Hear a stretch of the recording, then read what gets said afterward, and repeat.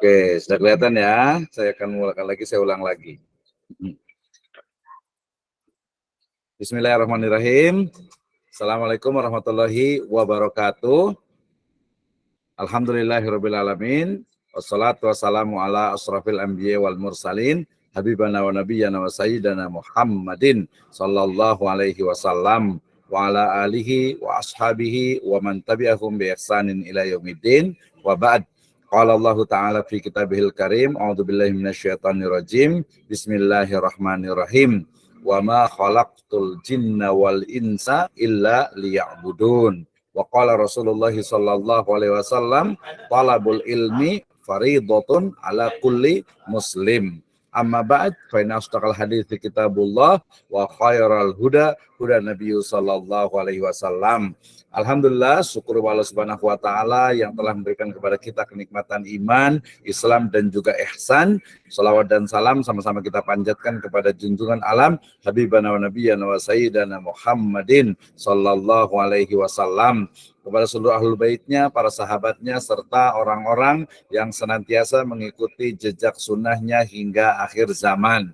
Terima kasih kepada seluruh mahasiswa di program studi Magister Pendidikan Agama Islam Sekolah Tinggi Ilmu Tarbiyah Sirajul Falah Bogor. Ya, ini adalah pertemuan yang ke-11 actually ya. Ini kita sudah sampai kepada materi yang akan kita diskusikan bersama adalah terkait dengan desain dan organisasi kurikulum ya pendidikan agama Islam. Masih bersama saya ya.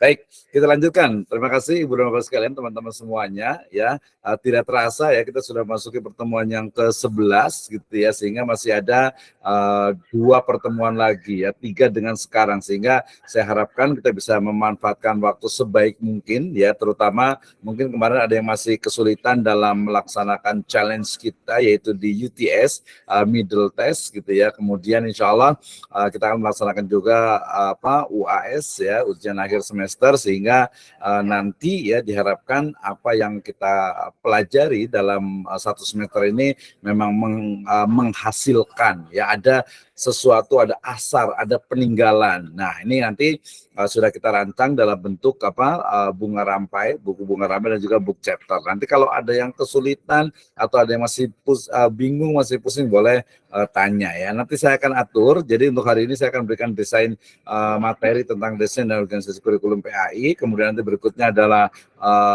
kerangka ataupun anatomi ya, struktur dari kurikulum PAI yang ada di Indonesia, sehingga nanti kita paham untuk mengembangkannya. Dan di pertemuan terakhir saya akan arrange untuk masing-masing mahasiswa bisa menyiapkan ya tadi artikelnya ya.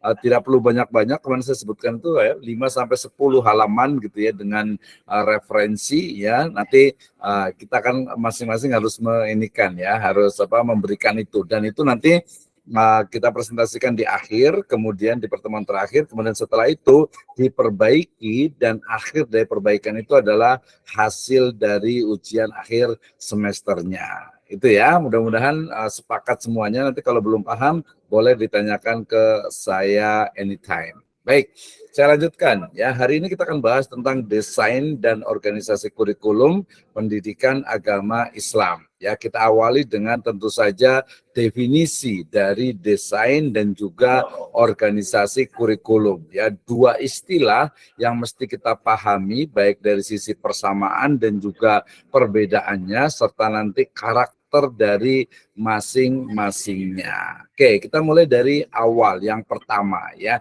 yang disebut dengan desain. Actually desain adalah in English ya, dalam bahasa Indonesia bisa pola ataupun pattern, juga itu adalah bahasa Inggris juga, artinya adalah rancangan atau kerangka ya, mirip-mirip outline ya, kerangka ya, atau framework ya.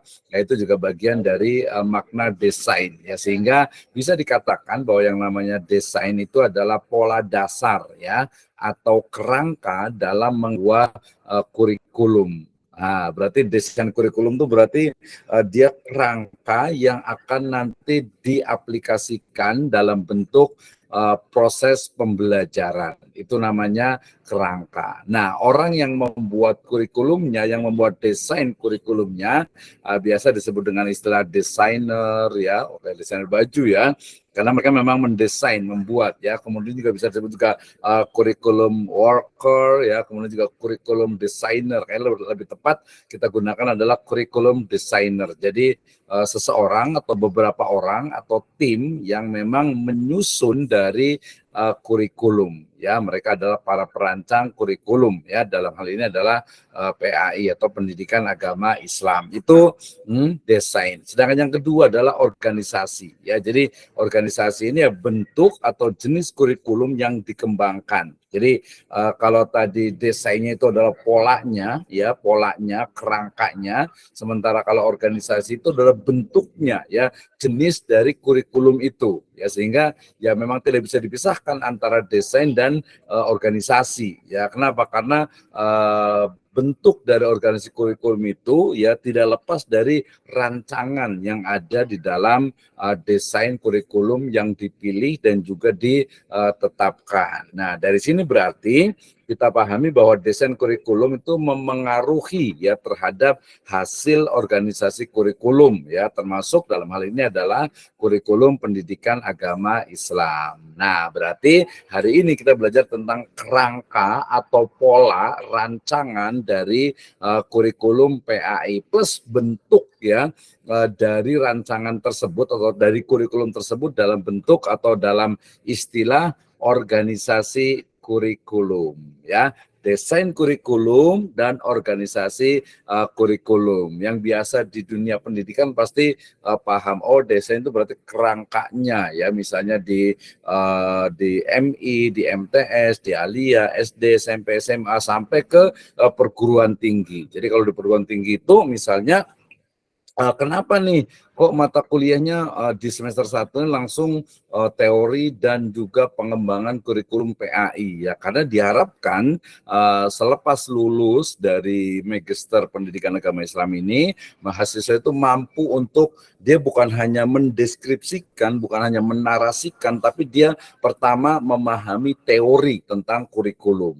Sudah mengetahui, sudah tahu, tidak diam, tidak ikut saja yang ada, tidak ya. Justru kita berpikir kritis ya, kemudian juga logis dan sistematis, yang itu menjadi dasar untuk mengembangkan kurikulum yang ada. Kita sudah paham kemarin kenapa kurikulum harus dikembangkan. Di kelas harusnya saya nanya nih, ada Kang Omen gitu ya, atau Teh Nopi juga nih, kita tanya nih, kayaknya udah paham semuanya kenapa kurikulum itu harus dikembangkan ya.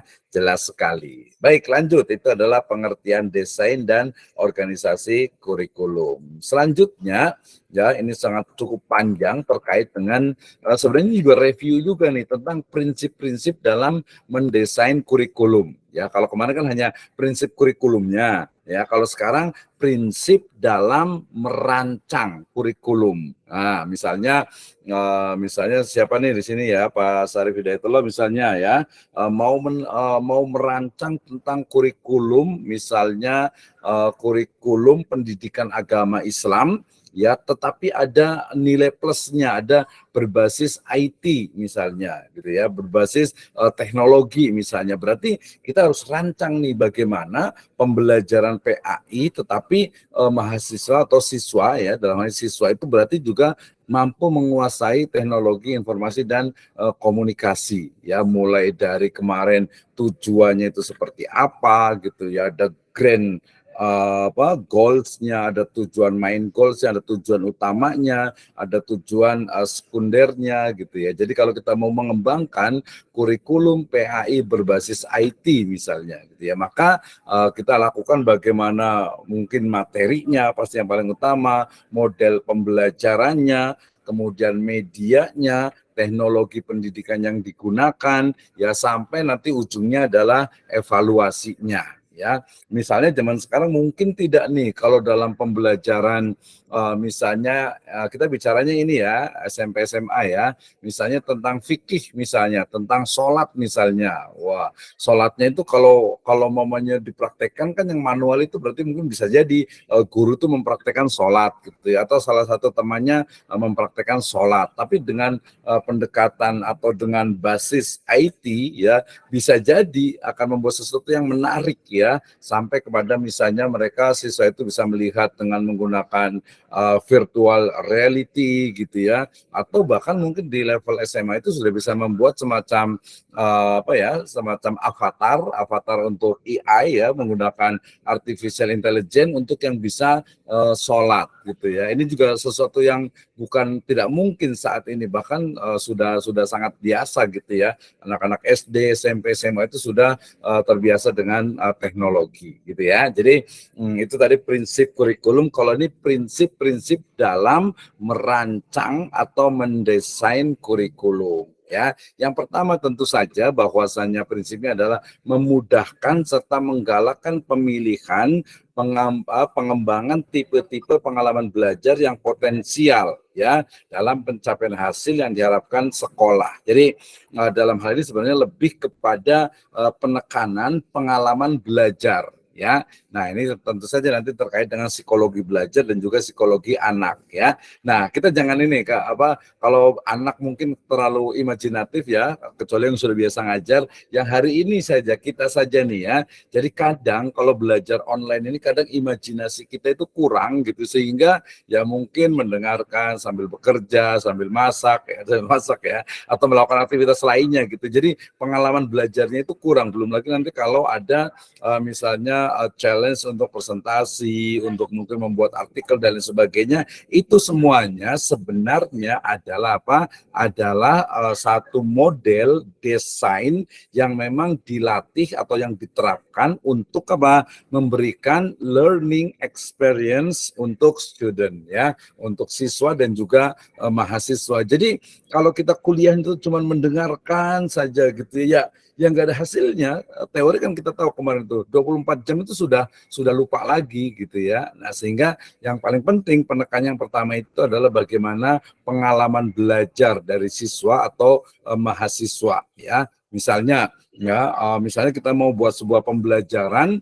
ya berbasis teknologi misalnya. Sebenarnya sih tidak mesti teknologi ya, dengan berbasis misalnya lapangan juga sangat mungkin. Misalnya kalau mamanya kita belajar tentang di PAI misalnya ya, tentang sejarah peradaban Islam misalnya, ya kan bisa dengan misalnya kalau ada uang berarti study trip ya, datang misalnya ke Banten, ke Demak, ke Cirebon, itu yang lokal dulu ya. Kalau yang internasional ya bisa ke Mekah, bisa ke Madinah, bisa ke Turki, bisa ke Spanyol dan lain sebagainya. Tapi kan itu nanti perlu biaya. Oh, bisa kita tukar dengan misalnya digital, misalnya experience misalnya, atau digital learning. Jadi mereka bukan hanya melihat tetapi bisa merasakan seolah-olah itu misalnya mereka berada di masa keemasan Turki Utsmani gitu. Itu kalau yang sifatnya itu adalah sejarah. Kalau akidah akhlak misalnya, akhlak banyak sekali gitu ya. Kemudian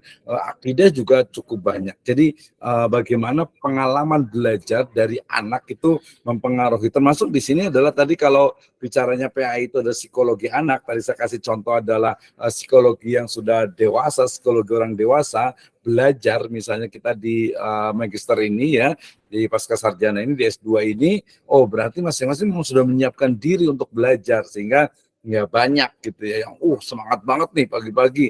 Bu Yeni biasanya nih ya paling semangat untuk belajar gitu ya. Kang Omen juga rajin juga nih belajar gitu ya. Tapi ada juga yang mungkin kalau sambil kerja gitu ya, sehingga kemudian nggak fokus. Sebenarnya agak-agak sayang sih sebenarnya ya.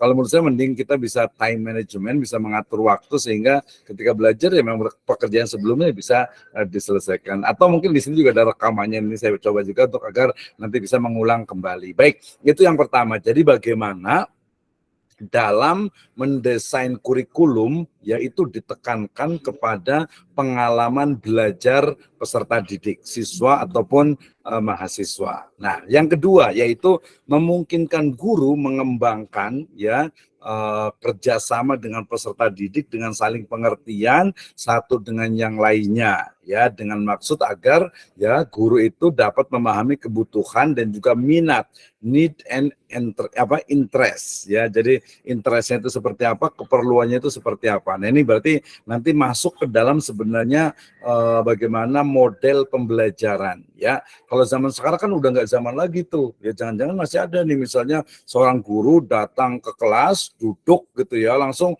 anak-anak hari ini kita belajar misalnya fikih, silakan buka bukunya masing-masing. Wah, terlalu kaku gitu ya. Jadi ini yang bikin apa? Jadi komunikasi ikatan, ya, ikatan batin lah kali gitu ya, antara guru dengan siswa itu kurang. Ya apalagi kalau dari awal itu mungkin siswa itu sudah tidak minat dengan gurunya, maksudnya itu tidak kurang inilah, kurang respect lah gitu ya. Nah, kan diharapkan kalau gurunya itu disukai, senang gitu, itu akan muncul, oh enak ya mengajarnya, kemudian materinya walaupun agak berat tapi jadi ringan, jadi menyenangkan. Nah, ini ya, ini tujuan yang kedua. Jadi prinsip yang kedua dalam mendesain kurikulum ini agar ya interaksi antara guru dengan siswa itu terjalin.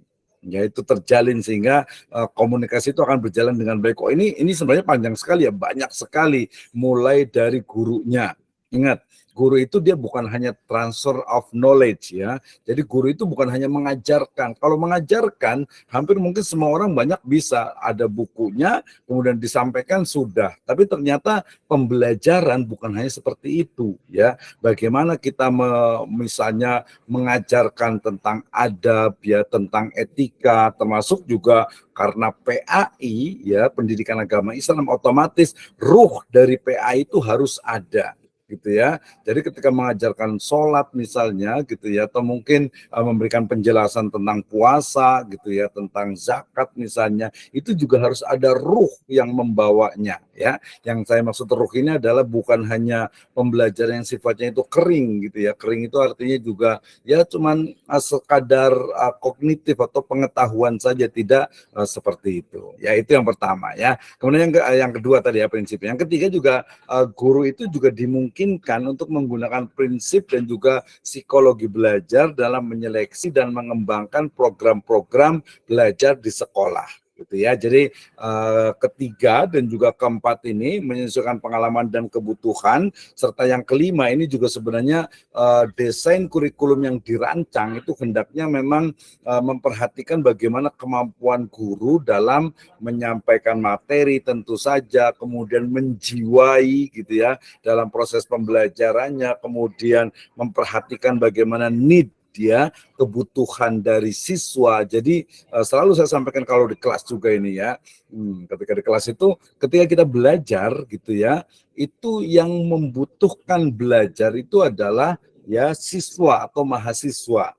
Ya, sehingga jangan sampai guru itu menyampaikan itu terus gitu ya, atau materinya gurunya itu pintar gitu ya, tetapi justru muridnya malah nggak paham, ya, tidak paham, sehingga kemudian yang saya sebut kemarin dengan student center learning itu menjadi sebuah keniscayaan, karena yang belajar itu adalah siswa atau mahasiswa, ya, bukan guru atau dosennya. Ya, hari ini misalnya kalau umpamanya yang kita pelajari itu hanya apa ya, hanya misalnya dosennya saya menyampaikan, ya dosennya jadi pintar paham, tapi siswanya atau mahasiswanya itu tidak memahami atau tidak mengetahui atau kurang pemahamannya dalam materi yang disampaikan, ya. Nah, termasuk juga yang berikutnya adalah bagaimana ya guru itu memang memberikan tadi energi, ya, bisa menggairahkan, menstimulus ya anak ya ataupun siswa agar dia itu mampu untuk belajar. Nah,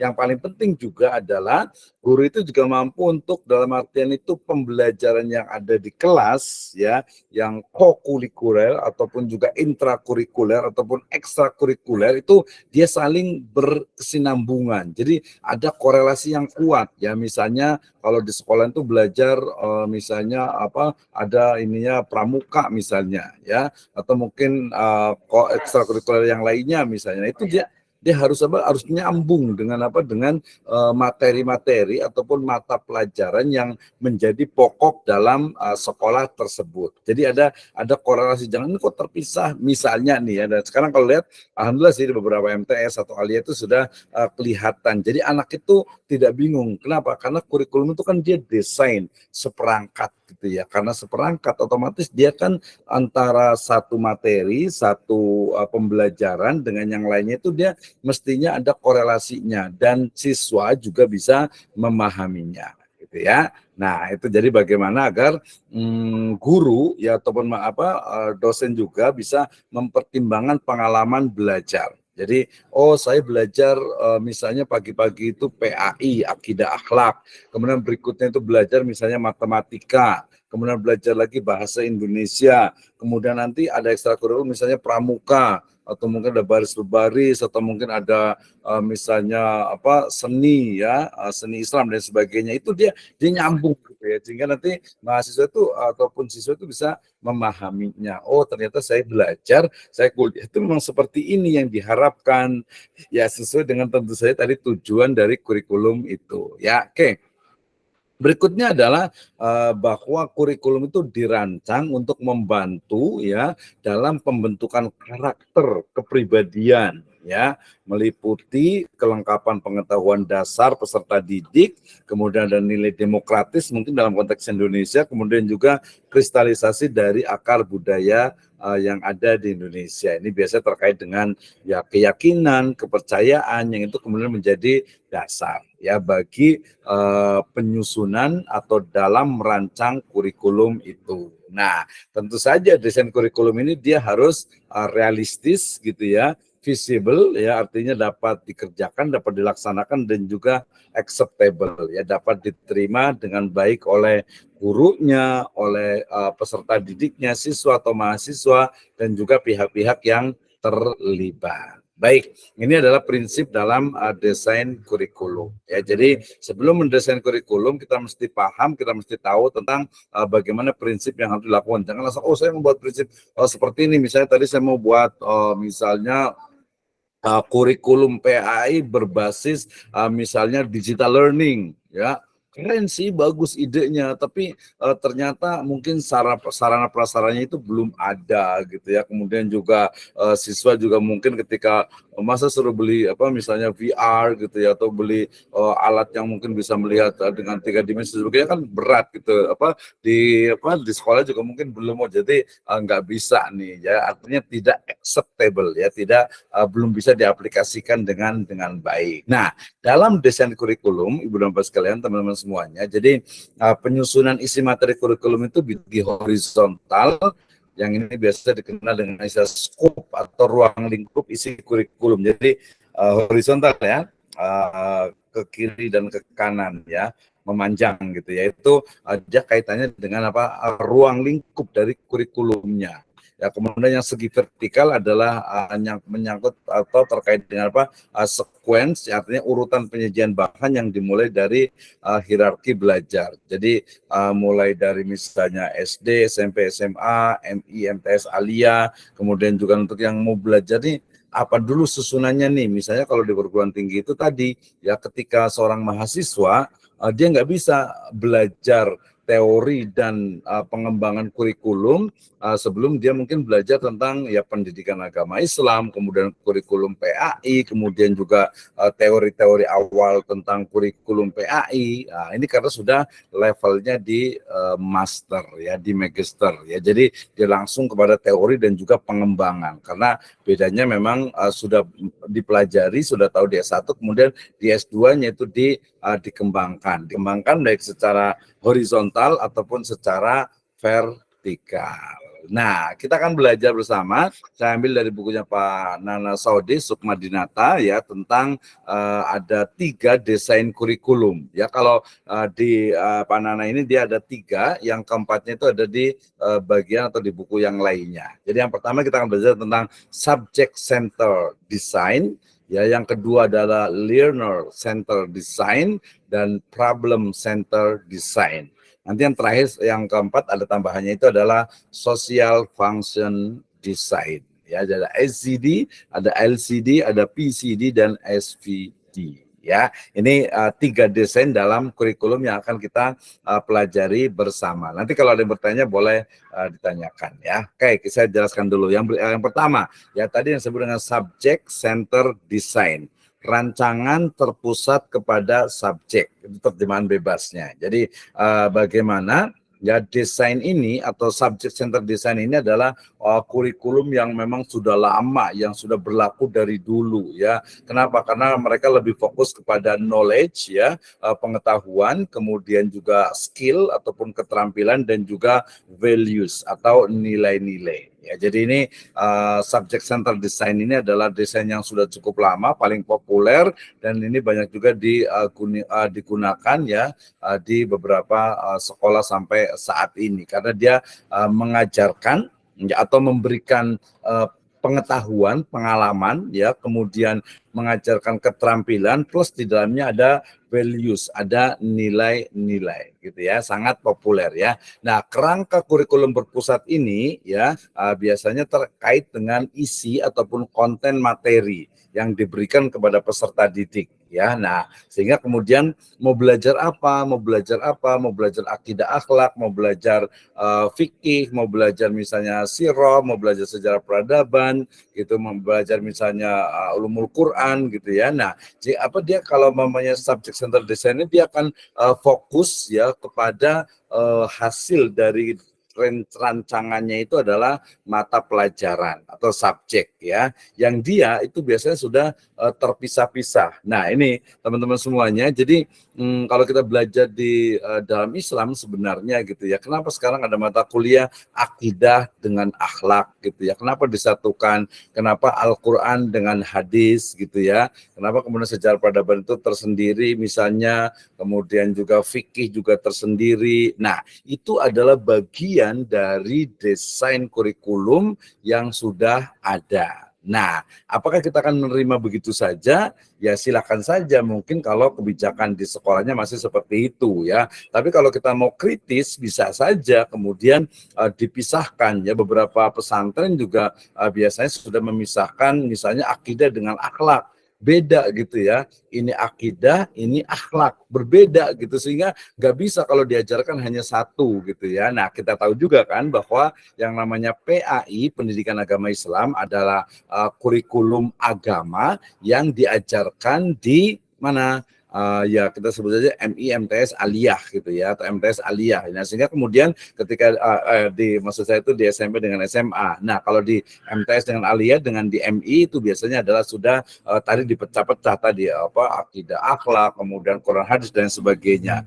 Tapi ternyata ada juga tadi di level yang berikutnya itu misalnya di pesantren ya, atau mungkin madrasah yang sangat kental dengan keagamaannya, akidah dengan akhlak itu dipisah gitu ya. Ya beda, ini masalah akidah gitu ya, nggak pernah selesai tuh dari awal, dari mulai SD sampai SMA, dari mulai MI sampai Aliyah. Ini kita bicara tentang kurikulum ya. Nah akhlak juga sama ya, jadi akhlak itu diajarkan dari MI sampai Aliyah, dari SD sampai SMA, bahkan nanti sampai perguruan tinggi itu tidak habis gitu. Sehingga kalau mamanya ini dipadatkan Al-Quran hadis ya, akidah akhlak gitu ya, maka itu berarti karena memang waktunya terbatas sehingga kemudian disatukan. Jadi kalau kita mau kritik ya bisa saja ya, ini harusnya dirubah gitu. Al-Quran hadis ya, dua hal yang walaupun ada keterkaitan kuat tapi bisa dipisahkan. Ini kita belajar tentang ulumul Quran, tentang Al-Quran. Ini bicara tentang ulumul hadis saja itu sudah jadi prodi tersendiri. Itu jadi bagaimana itu diajarkan kepada siswa dalam hal ini. Ya, nah berarti dia adalah subject central design ini adalah yang cukup lama dan dia terlihat dari mata pelajaran. Jadi kalau ibu dan bapak guru ya, kalau yang udah menjadi guru ini tahu ya, kalau sekarang sistemnya itu adalah integrasi, atau sistemnya itu adalah bagaimana pembelajaran itu tematik misalnya. Jadi mungkin kalau yang nggak biasa itu agak bingung, tapi kita tahu sekarang ya, ternyata kenapa dulunya itu adalah mata pelajaran, kemudian sekarang itu dibuat tematik gitu ya, karena memang desain kurikulumnya itu dia berbeda ya. Ya, sehingga kemudian kalau SCD ini dia tadi fokus kepada bagaimana mengajarkan pengetahuan kepada siswa, mengajarkan skill, kemampuan, ya, kemudian juga values, ya, sebagai sebuah proses legacy, ya, dari guru ke siswa. Nah, kurikulum ini memang tadi saya katakan itu menitik beratkan kepada subject matter, ya, artinya bahan pelajaran, ya, bahan pelajaran, sehingga kita juga mengenal nama organisasi kurikulumnya itu adalah subjek akademik, ya. Jadi akademik atau akademi yang dia fokus kepada mata pelajaran atau subjek in English, ya. Oke, ini yang pertama, subject center design. The second, yang kedua adalah learner center design, ya. Jadi bagaimana desain kurikulum yang ini didasarkan kepada tadi yang awal, ya, subject center design ini dianggap terlalu menjadikan, ya, siswa itu, mahasiswa itu seperti objek yang hanya diajarkan saja gitu. Pokoknya kamu belajar, kamu belajar, kamu belajar gitu, ya. Tapi proses bagaimana memahamkan dia itu agar paham atau bagaimana kebutuhannya itu tidak atau kurang lebih tepatnya diperhatikan, sehingga kemudian muncullah teori tentang learner center design, ya, rancangan, ya, berpusat kepada pembelajar, atau kemarin yang kita sebut dengan student center learning. Kalau pembelajarannya, kalau ini karena desain kurikulum maka learner center design, ya. Jadi lebih kepada reaksi ataupun pengembangan terhadap kurikulum sebelumnya itu subject center design. Nah, kurikulum ini dia berbeda dengan yang di awal tadi yang subject center itu karena bertitik tolak, ya, pada keinginan untuk melestarikan pengetahuan dan budaya masa lalu, ya, kalau tadi yang subject center, sementara kalau learner center design rancangan kurikulum yang berpusat kepada peserta didik. Ya, mudah-mudahan nanti tidak tertukar antara student center learning dengan learner center design, ya. Kalau yang LCD dia adalah kurikulumnya, ya, model rancangan kurikulumnya. Kalau learningnya, kalau student center learning itu adalah pola pembelajarannya yang ada di dalam desain kurikulum itu, ya. Nah, kenapa? Kalau banyak sekali teori-teori pendidikan modern yang mereka melihat bahwasanya proses pendidikan itu, ya, pembelajaran atau in the old words itu adalah pengajaran, itu adalah bagaimana upaya mengeksploitasi potensi yang dimiliki oleh peserta didik. Sebenarnya bukan mengeksploitasi, kesannya agak sedikit negatif, mengeksplorasi gitu, ya, mengeksplorasi dari potensi yang ada pada peserta didik. Nah, nanti makanya akan berkembang sekali bagaimana model-model pembelajaran, misalnya berdasarkan golongan darah, ya, atau mungkin berdasarkan juga nanti misalnya sifat-sifat dasar dari peserta didik misalnya. Ini banyak juga dikembangkan. Jadi guru ataupun juga tadi curriculum worker, ya, curriculum designer itu mesti paham atau harus paham dengan hal ini, ya. Nah, kita tahu berarti zaman sekarang itu dengan menggunakan learner center design ini, guru itu adalah fasilitator, ya. Jadi dosen itu juga fasilitator sebenarnya. Tugasnya apa? Atau perannya adalah menyiapkan, ya, berbagai kemudahan, ya, bagi siswa untuk menciptakan situasi belajar mengajar yang kondusif, ya, membimbing, mengajak mereka sesuai dengan kebutuhannya dan juga didasarkan kepada minat, kebutuhan dan tujuan belajar siswa. Jadi kalau nanti misalnya nih, ya, contoh praktisnya ketika kita mau mengajar di kelas gitu, ya, di siswa itu kita datang kemudian kita langsung tanya gitu, ya, baik, hari ini kita mau belajar tentang misalnya akidah akhlak misalnya, tentang akidah akhlak gitu, ya, atau tentang akidah dulu gitu, ya. Nah, berarti kemudian kita akan tanya kepada siswa, kira-kira mereka paham nggak, ya, gitu, ya. Kita akan tanya kepada siswa, coba sekarang apa yang ingin kalian ketahui tentang, misalnya kita kasih topik besar gitu, ya, misalnya iman kepada malaikat misalnya gitu, ya. Coba apa yang ingin kalian ketahui, apa yang kalian sudah ketahui, apa yang kalian belum ketahui. Ya, itu contoh dari bagaimana pelaksanaan dari learner center design ya. Jadi desain kurikulum berpusat kepada pembelajar atau kepada peserta didik gitu ya. Jadi dia lebih kepada bagaimana sebenarnya kebutuhan, kemudian juga minat dan juga tujuan belajar dari siswa gitu ya. Jadi memang jadi guru itu, jadi dosen itu memang lumayan gitu ya, lumayan dalam artian itu harus bagaimana menstimulus ya, membangkitkan semangat untuk belajar. Gitu ya. Kalau cuma ngikutin doang, ya seperti ini kalau cuma hanya ngikut masuk ke Zoom, kemudian juga yang penting disetel gitu ya, sayang sekali gitu ya.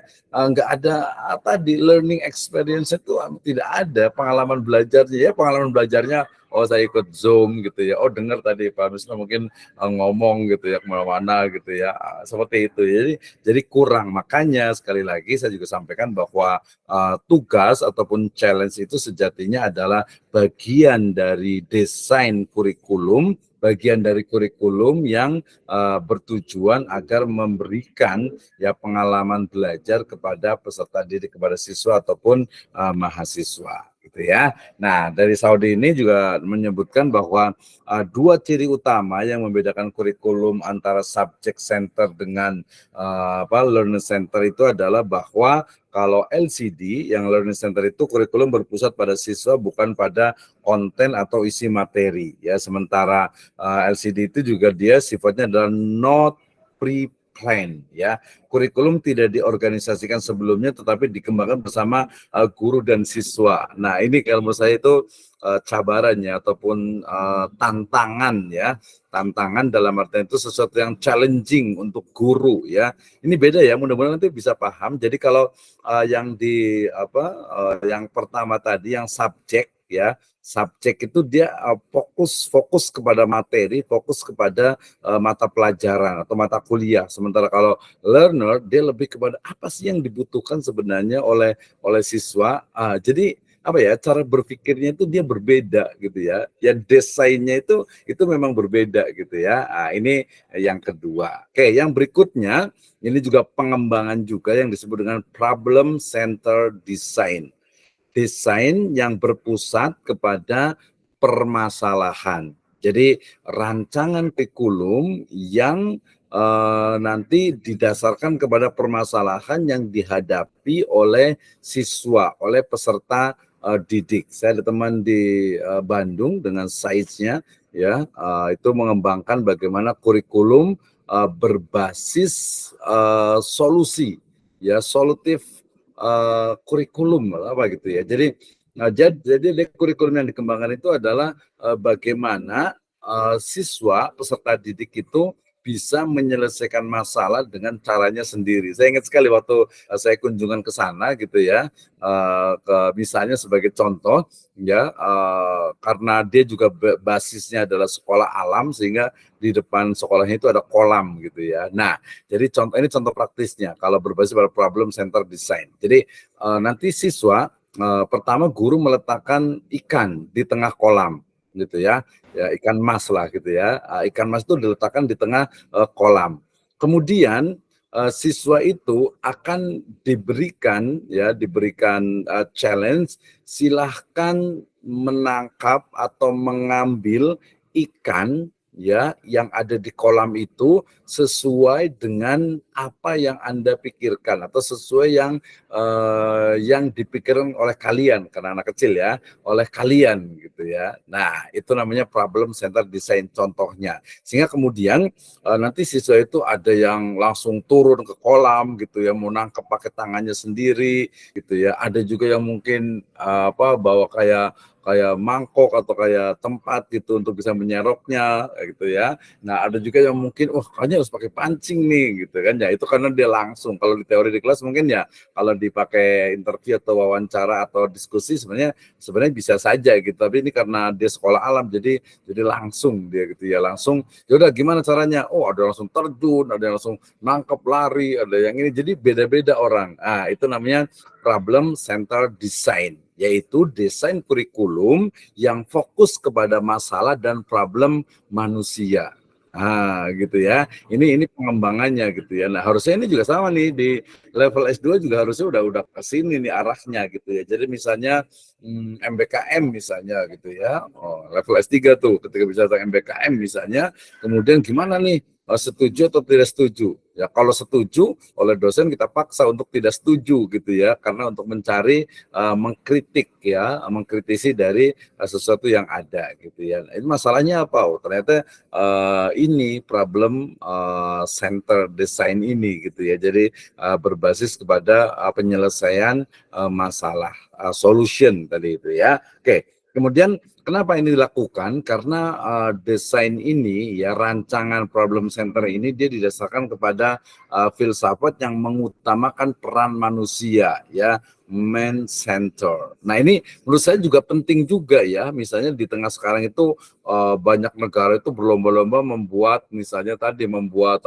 robot misalnya ya, robot walaupun sekarang ada artificial intelligence gitu ya, tetap saja beda dengan manusia gitu ya, sehingga kemudian manusianya, peran manusia ini menjadi sangat penting untuk menyelesaikan masalah gitu ya, untuk menyelesaikan masalah gitu ya. Nah, ini biasanya kalau dalam kajian dalam studi misalnya ekonomi ya ataupun juga pendidikan, sebenarnya kita bisa dapatkan gitu ya dari berbagai movie, dari berbagai realitas yang ada di masyarakat. Tadi saya kasih contoh sebenarnya gini, mungkin ada nggak di sini yang pernah nonton film apa ya, yang The Guardian of Galaxy atau apa tuh ya, yang bukan yang pokoknya ada Thanos-nya lah itu ya. Nah, Thanos dengan tokoh yang super power gitu ya, yang ingin mengurangi jumlah populasi manusia gitu ya. Nah, kenapa itu muncul gitu ya? Karena menurut dia itu, pemikiran dia itu adalah bahwa manusia di dunia itu udah kebanyakan gitu ya, sehingga harus dikurangin nih gitu ya. Nah, ini saya juga kemarin lihat di YouTube juga satu tokoh gitu ya, yang dia bilang katanya dia seorang perempuan gitu ya, mungkin kayaknya aktivis aktivis namanya itu gender ya, feminisme kalau salah itu ya, atau mungkin apalah gitu ya. Jadi dia mengatakan, saya nggak mau punya anak katanya gitu. Kenapa? Kalau saya punya anak, kasihan anak saya gitu ya. Kenapa? Karena udah banyak banget manusia sekarang gitu. Nanti kalau saya punya anak saya sengsara lagi. Itu perspektif manusia ya. Tentu saja ya kita bisa, sangat mungkin kita kritik gitu, apalagi kalau dengan pendekatan ya pendidikan agama Islam. Jadi ini problem center ini dasarnya kepada man center, yang menjadikan manusia itu sebagai ya peran utama ya dalam atau di semesta ini. Jadi apa nih manusia yang bisa dilakukan? Kalau menurut saya ini juga sangat cerdas ya, bagaimana jadi siswa itu bukan hanya dicekoki gitu ya, bukan hanya diajar, tapi diajak untuk berpikir. Dan alhamdulillah sih ya, problem center design ini sudah beberapa juga sudah dilakukan ya. Kemudian berarti di sini kalau dalam problem center design ini, pendidik itu mestinya dia memiliki asumsi bahwa manusia itu adalah makhluk sosial, dia mesti hidup bersama. Nah, karena hidup bersama setiap hari gitu ya, pasti akan ada masalah yang dihadapi. Nah, tugas namanya kuliah itu kan, tugas itu kan adalah bagaimana agar bisa, kemarin ingat ya, jadi kalau kita kuliah, kalau ada yang nanya lagi nih, kenapa sih kita harus kuliah? Maka jawabannya adalah bahwa ini perspektif saya ya. Jadi kuliah itu pertama adalah mahasiswa mampu mengidentifikasi masalah, itu yang pertama ya. Yang kedua adalah menggunakan ya atau memilih metode penelitian yang tepat ya. Kemudian yang ketiga adalah menganalisis permasalahan tersebut dan menggunakan tool untuk bisa menyelesaikannya. Yang keempat adalah bisa menyimpulkan dari tadi permasalahan yang ada, kemudian terakhir tentu saja memberikan solusi logis, sistematis, empiris tentu saja gitu ya. Nah, ini dari problem center design. Jadi lebih menekankan pada baik isi maupun juga perkembangan dari peserta didik Ya tadi ya tentu saja dia berbeda-beda ya antara MI, MTS, Aliyah, SD, SMP, SMA kan problemnya berbeda gitu. Tapi dia bagaimana bisa menyelesaikan. Nah, di situ peran agama juga menjadi sangat penting ya. Bagaimana ketika kemudian, misalnya kemarin saya nggak jadi S1 itu sempat nanya gitu karena kebetulan di filsafat ilmu juga gitu ya, sempat nanya, coba Anda sekarang ini memiliki masalah apa gitu ya. Masalah apa yang Anda hadapi saat ini? Jawabannya kayaknya kebanyakan 2 orang saya tanya dan yang lain mengaminkan gitu ya. Jadi masalah utamanya kami adalah Pak, adalah finansial katanya gitu ya. Adalah keuangan. Oh, pantas ada yang belum bayar kuliah nih gitu ya. Tapi mudah-mudahan yang kelas ini rezekinya banyak lah gitu ya. Jadi bisa nyicil kuliah nih insya Allah ya. Ya gitu. Jadi masalahnya adalah finansial gitu ya, masalah keuangan, finans sama sial gitu ya. Finansial keuangan. Oke, karena Anda adalah kuliah berarti Anda harus paham pertama, identifikasi masalahnya dulu. Masalahnya apa? Oh, masalahnya adalah uangnya kurang. Uangnya kurang ini kalau kebetulan saya juga punya training pelatihan untuk nanti boleh saya share juga nanti di grup yang ini jadi Islamic ya. Jadi bagaimana mengelola keuangan keluarga ya atau lebih tepatnya bagaimana mengelola harta keluarga uang lah ya kita spesifikkan ke uang. Jadi bagaimana kita sebenarnya mengelola uang gitu ya. Jadi bisa jadi sebenarnya pendapatan kita itu cukup gitu mungkin tapi mengelolanya ya mungkin nanti kalau biasanya kalau ada ini saya itu kalau pas habis gajian makan mungkin di misil, mungkin makan di gacoan atau mungkin makan di McD gitu ya, atau mungkin makan di restoran lah yang agak enak gitu ya. Nanti akhir bulan tinggal sisa makan mie instan doang gitu ya. Itu karena kurang bisa mengelola, mengatur uang gitu ya. Mengatur uangnya, jadi harus diatur nih bagaimana nih. Kalau tanya, Pak dosen gimana nih bisa ngatur uang? Insya Allah gitu ya. Saya coba untuk bagaimana mengelola uang dengan bijak, dengan baik. Jadi kadang itu bukan hanya karena kurang, tetapi cara mengelolanya ya. Plus kalau kita dalam Islamic perspektif itu adalah keberkahan dari uang itu sendiri. Ini menurut saya menjadi penting sehingga nanti pembelajaran agama itu ya nggak bisa dipisahkan lah, nggak bisa dipisahkan dari semua kurikulum gitu ya. Termasuk juga ya namanya juga PAI jelas gitu ya. Makanya mungkin nanti ada istilah itu apa ya? Ada istilah itu bagaimana mem-PAI-kan PAI gitu ya. Kalau di ekonomi itu biasanya mensyariahkan bank syariah gitu. Jadi ini mem-PAI-kan PAI gitu ya. Jadi bagaimana agar PAI ini pendidikan agama Islam itu tidak kehilangan ruhnya. Ya ruhnya adalah keyakinan, kepercayaan dan juga akidah ya. Oke ya, ini adalah yang ketiga problem center design. Oke. Nah, kemudian yang berikutnya adalah social function design ya. Ini adalah salah satu dari ininya gitu ya. Ya ini adalah salah satu dari ya maaf dari gitu. Ini adalah social function design ya di mana desain kurikulum yang menekankan pada fungsi-fungsi dan juga peranan individu dalam sebuah masyarakat. Ini juga menjadi penting sebagai sebuah teori ya bahwa kita hidup itu di tengah masyarakat sehingga ya mau tidak mau seorang siswa itu juga harus dilatih gitu ya.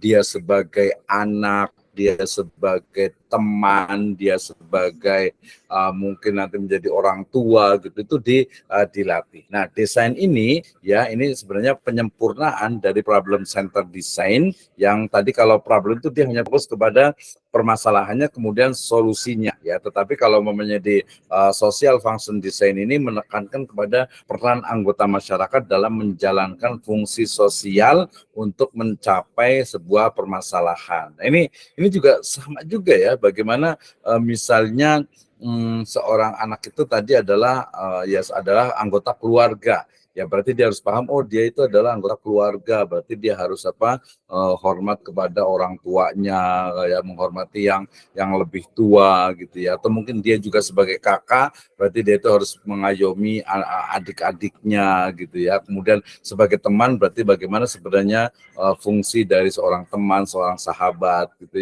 Jadi sangat banyak sekali dan Anda you are the master gitu ya. Anda sebagai seorang master itu juga harus punya ide dan gagasan gagasan ya dalam sebuah kurikulum gitu ya, dalam sebuah kurikulum, dalam sebuah desain rancangan kurikulum, baik itu sekarang itu PAI ataupun mungkin yang lainnya. Itu kenapa ilmu pengetahuan dan masyarakat itu bisa berkembang karena adanya ya orang-orang yang memang memiliki komitmen untuk mengembangkan ya ilmu pengetahuan baik melalui kurikulum ataupun dalam proses pembelajarannya.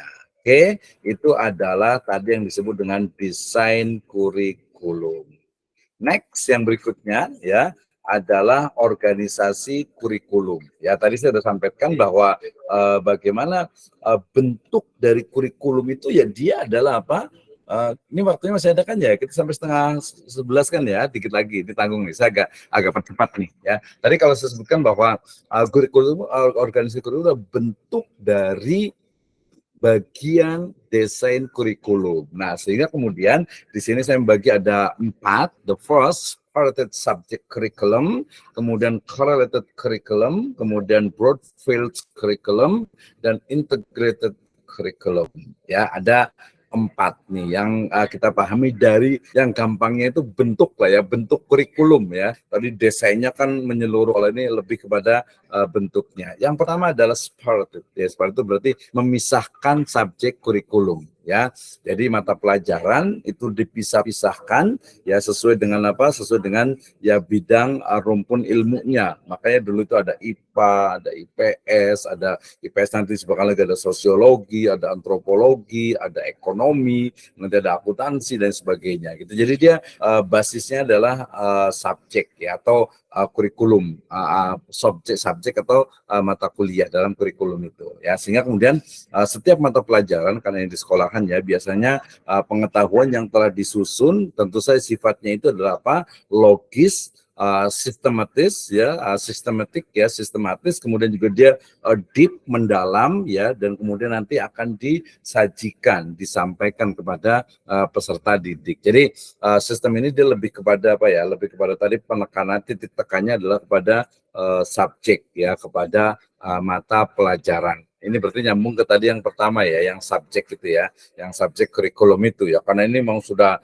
sangat lama sekali gitu ya. Jadi makan mungkin kalau di beberapa buku itu ya sudah ada sejak zaman Yunani dan Romawi ya, di mana oke, belajar ini ya, hari ini belajar retorika, belajar gramatika, belajar logika gitu ya. Nah, nanti kemudian dia akan disusun, oh ini kayaknya sama nih ininya dalam bentuk, kalau di masalah itu ada trivium, dengan satu lagi adalah quadrivium gitu ya. Jadi dia untuk memisahkan ya, untuk memisahkan, sehingga kita kenal ada the 7 liberal arts gitu ya.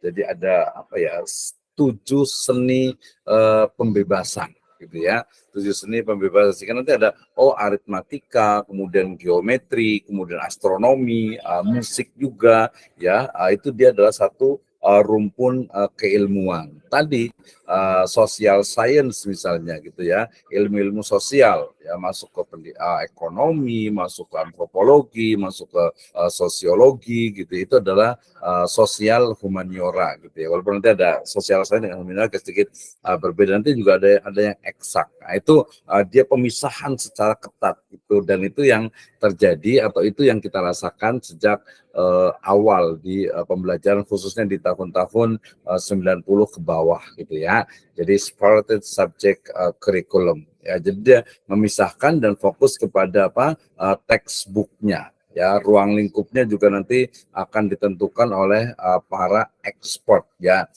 Cukup bagus sebenarnya, cuman kritiknya itu adalah terkadang siswa itu tidak bisa mengkorelasikan antara satu subjek, antara satu mata pelajaran dengan mata pelajaran yang lainnya. Apalagi nanti kalau kita dengar pendekatannya Islamic worldview ya, di mana ketika Anda belajar biologi, ketika Anda belajar ekonomi, ketika Anda belajar pendidikan, ketika Anda belajar tentang misalnya sebuah fisika gitu ya, maka sejatinya Anda juga belajar tentang bagaimana ayat dari kauniyah Allah Subhanahu wa taala. Nanti itu masuk ke dalam yang disebut dengan Islamisasi sains. Ya, itu juga sebuah fase dari perkembangan ilmu pengetahuan. gitu ya. Jadi tadi lebih kepada subject center bukan kepada student center. Ini yang pertama. Nah, keunggulannya apa? Ya, pertama bisa dilihat dari sisi bahan pelajarannya itu memang dia logis, sistematis dan juga berkesinambungan ya, continuity di situ ada. Kemudian juga organisasi kurikulum ini dia simple ya, kemudian juga mudah direncanakan, mudah dilaksanakan dan ya gampang istilahnya itu untuk dinamis ya, dia bisa ada perubahan gitu ya. Nah, kemudian dia juga bisa dilihat dari satu aspek saja sayangnya gitu ya, dia lebih kepada kognitif saja ya. Kalau untuk guru ya guru-guru masa lalu ya, guru-guru masa lalu ya gampang gitu ya. Oke, anak-anak sekalian, hari ini kita masuk, hari ini kita belajar tentang misalnya hari ini kita belajar tentang akidah akhlak misalnya. Nah, silakan buka halaman sekian. Udah selesai gitu ya, nggak sulit gitu. Beda dengan tadi kalau yang ke student center ataupun problem based learning ya. Nah, kelemahannya kita bicara tentang kelemahannya yaitu kurikulum ini dia biasanya tadi memberikan mata pelajaran yang tidak berhubungan tadi antara yang satu dengan yang lainnya. Ya, jadi tadi mungkin ini salah satu sebab juga ada muncul sekulerisme gitu ya, sekulerisme yang memisahkan antara agama dengan politik, agama dengan sains, agama dengan masalah-masalah ilmu pengetahuan dan yang lainnya. Nah, kemudian juga kekurangannya, kelemahannya juga dia lebih memperhatikan masalah yang hadapi secara faktor dalam kehidupan sehari-hari. Jadi dia kurang memperhatikan. Ya, misalnya anak itu apa sih, siswa itu apa sih yang menjadi masalah sekarang ini gitu. Jadi ya mungkin bahasa agak sedikit ini tuh dicepokin terus gitu ya, tanpa mereka maunya itu apa sih sebenarnya gitu ya. Oke, baik, waktunya kita masih ada di sebenarnya nih, lebih 11 gitu ya. Ini kelemahan singkat lah ya, masih 5 menit lagi lah ya. Ini correlated curriculum, nanti saya sharekan ininya, datanya filenya ya, kemudian juga iya masih kan? Sampai saya 11. Iya, tenang aja. Siap ya. Iya, jam 9 saya mulai. Baik, tadi yang disebut dengan supported subject curriculum, ya ada kelemahannya. Nah, yang berikutnya ada correlated curriculum. Ya, jadi kurikulum yang menekankan perlunya tadi. Kalau yang Sparta kan dia terpisah tuh. Jadi kalau belajar misalnya matematika, ya soalnya itu nggak ada hubungannya dengan misalnya dengan IPS gitu misalnya. Ya apalagi dengan ekonomi gitu. Walaupun nanti ketika tahap berikutnya dia akan tahu, oh saya belajar misalnya matematika itu karena memang bisa belajar untuk statistik, saya bisa belajar juga untuk ekonomi, saya belajar juga untuk penelitian di dunia pendidikan misalnya. Oh itu dia baru nyambung karena memang dia untuk memisahkannya gitu ya, mengasingkannya bahasanya itu dia perlu waktu sehingga kemudian nanti di tahapan berikutnya. Lagi-lagi ini adalah sebuah teori ya, dan kuluna rodun mardudun illa sahibu hadal kabar. Ya, setiap teori itu bisa diterima, bisa ditolak gitu ya. Justru semakin banyak teori menolak, menerima, membantah, mengkritisi, itu akan semakin berkembang. Itulah manfaat dari metode ilmiah. Correlated curriculum ya, jadi dia menyambungkan, mengorelasikan antara satu subjek, antara satu mata pelajaran atau satu mata kuliah dengan mata kuliah dengan mata pelajaran yang lainnya. Walaupun sebenarnya kita ngomongin tentang mata pelajaran ya, tapi nggak apa-apa lah mata kuliah juga ya. Jadi biar nanti bisa nyambung juga. Nah, ini ada beberapa jenis korelasi, ada korelasi faktual, ada korelasi deskriptif, ada korelasi normatif.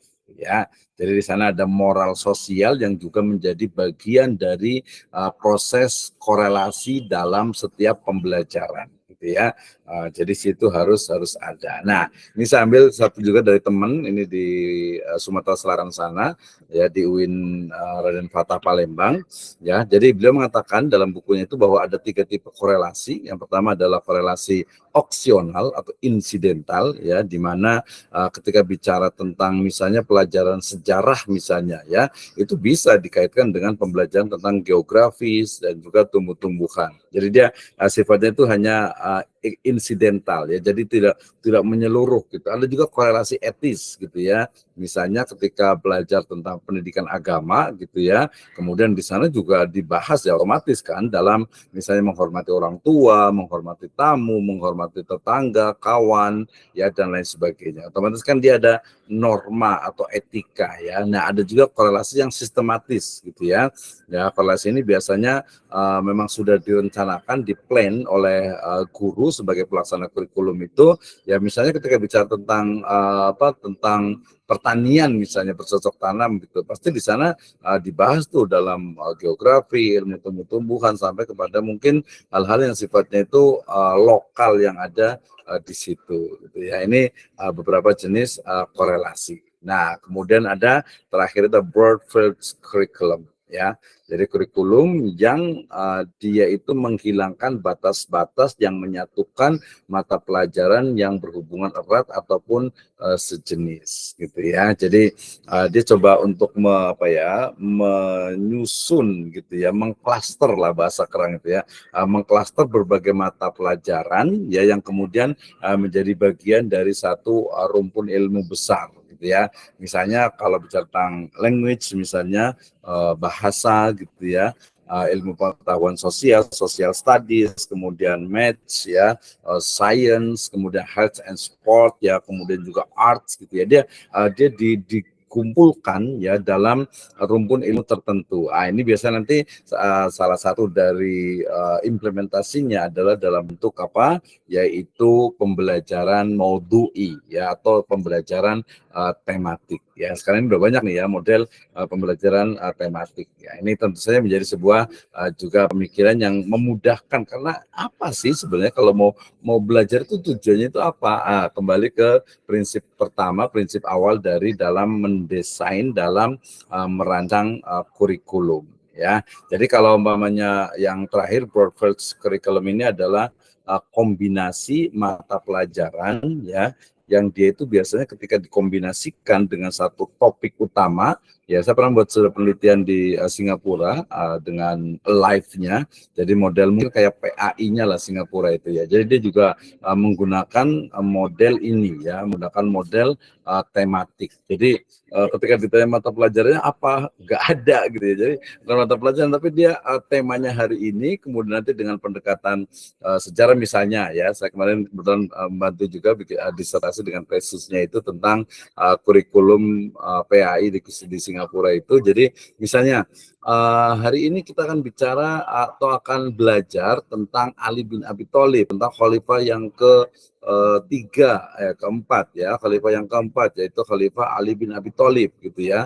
Maka perspektif sejarahnya pembelajarannya seperti ini. Kemudian nanti dari sisi fikihnya bagaimana fikih dari Ali bin Abi Thalib, kemudian bagaimana akidahnya ya, kemudian juga bagaimana akhlaknya, semuanya merujuk kepada satu topik utama gitu ya. Saya sempat upload juga di YouTube saya itu ya, terkait dengan kurikulum di Singapura itu di madrasah yang ada di sana. Itu juga menjadi sebuah pilihan. Jadi beda ya kalau mamanya di Indonesia misalnya di MI misalnya, oh ada mata pelajaran ini gitu. Oh di tempat lain misalnya di SDIT atau mungkin di sekolah alam dan sebagainya itu dia nggak mata pelajaran nggak seperti itu, tapi dia dalam bentuk apa sifatnya itu adalah tematik.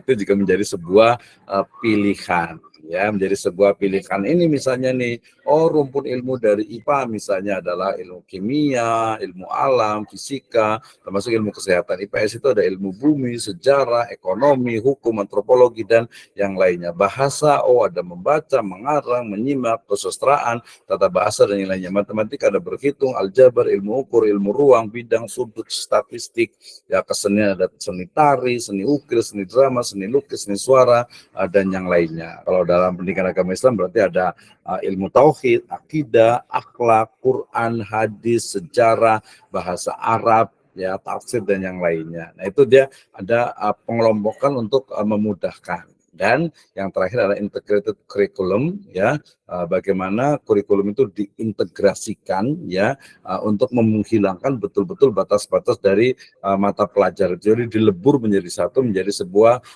tema yang terintegrasi Ya, ini biasanya bentuknya itu ya metode berpikir ilmiahnya itu biasanya itu lebih merumuskan tentang permasalahan yang menarik, kemudian nanti menyusun alternatif pemecahan, data-data berkaitan alternatif pemecahan, kemudian mengolah data sampai kepada mengambil keputusan. Nah, ya, jadi ini banyak sekali tentang kurikulum ini. Nanti bisa disebut dengan the child center curriculum, the social function curriculum, dan juga the experience kurikulum. Masing-masing memiliki karakter yang berbeda-beda dan menjadi sebuah ya satu pembelajaran buat kita lah untuk memastikan bahwa mana nih mau separated subject curriculum gitu ya, atau mungkin correlated curriculum gitu ya, atau mungkin broad field or all in one system ya, ataupun juga thematic curriculum ya, atau kurikulum yang sifatnya tematik dan terpadu. Wah, gitu ya. Jadi habis libur kita langsung buat temanya ini agak-agak cukup banyak sekali dan waktu kita masih ada waktu kita untuk diskusi. Saya berikan kesempatan untuk yang mau bertanya terkait dengan kurikulum ataupun terkait dengan desain prinsip-prinsip kurikulum. Nanti kalau ada, misalnya nanti akan saya kirimkan untuk materinya, silahkan hubungi saya, ketuanya itu siapa, nanti atau kalau nanti saya akan kirim juga langsung lah di grup. Nah, silakan sambil menunggu karena tadi belum saya absen gitu ya. Nanti saya absen dulu, tapi saya mau stop recordnya dulu ya agar nanti off the record gitu ya, off the record. Walaupun nggak apa juga sih, the record juga nggak apa-apa. Baik, terima kasih.